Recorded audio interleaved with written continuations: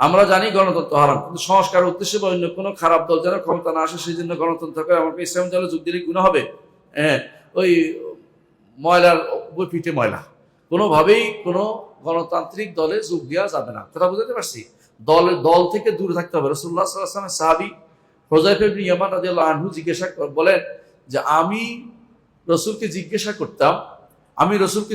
করতাম খারাপ কোনটা, মানুষ জিজ্ঞাসা করতে ভালো কোনটা, খারাপ কোনটা জিজ্ঞাসা করতে এই জন্য যাতে করে খারাপ কিছু আমার দ্বারা না হয়ে যায়, বিপদে না পড়ে যায়। এরপর রাসূলুল্লাহ সাল্লাল্লাহু আলাইহি ওয়াসাল্লাম আমি জিজ্ঞাসা করলাম একদিন, ইয়া রাসূলুল্লাহ, যখন কোনো ভালো কিছু পাবো না তখন কি করব?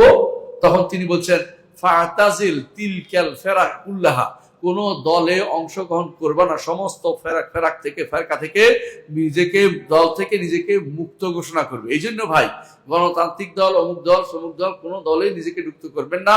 আপনারা হচ্ছেন সালাফি মানুষ, আহলে হাদিস এবং আহলে সুন্নাহ ওয়াল জামাআহ। আমাদের একটা বৈশিষ্ট্য আছে, সেটা হচ্ছে আমরা দলীয় কাজ করি না, আমরা আদর্শের কাজ করি।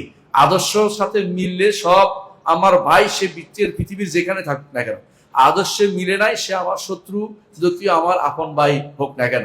এই জন্য হারামের কোনো দিকে ভালো নয়।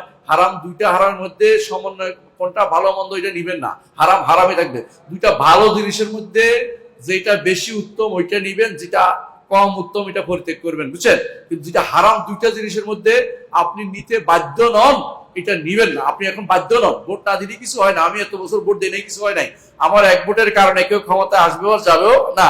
আমি বরং একটা শক্তিশালী থাকতে চাই। এই কারণে আপনারা যদি সবাই একমত থাকতেন, যেমন কথার কথা, কেউ বলে 4 কোটি, কেউ বলে 3 কোটি আছে, 2 কোটি হোক, এত যদি কোনো সহি আকীদার লোক থাকে, আহলে সুন্নাহ ওয়াল জামাতের লোক থাকে, আহলে হাদিস লোক থাকে, এরা যদি কোনো ঐক্য থাকতো যে আমরা কোনো তন্ত্র বিশ্বাস করব না, তুমি যদি ক্ষমতা যেতে চাও আমাদের এয়া নিয়ে, তাহলে আমাদেরকে কি কি দিবা, দিনের জন্য কি কি দিবা বলো, আমাদের এই কাজ করতে দিবে কিনা, দেখবেন যে অনেক মানুষ তখন সোজা হয়ে যেত। কিন্তু আপনারা নিজেরাই তাড়াতাড়ি করে গণতন্ত্র, অমুকতন্ত্র, ওটা বাঘ হয়ে গেছেন।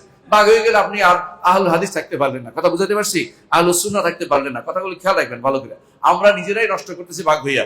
আমরা নিজেরা শক্ত থাকবেন, দেখুন অনেকে আপনার কাছে তার হক কথা নিতে বাধ্য হইবে। তখন তারা আসবে, হ্যাঁ আমাদের মত নিতে হলে আমাদের কথা শুনতে হইবে। এটা করে দিতে হবে আমাদেরকে। কি করে দিতে হইব?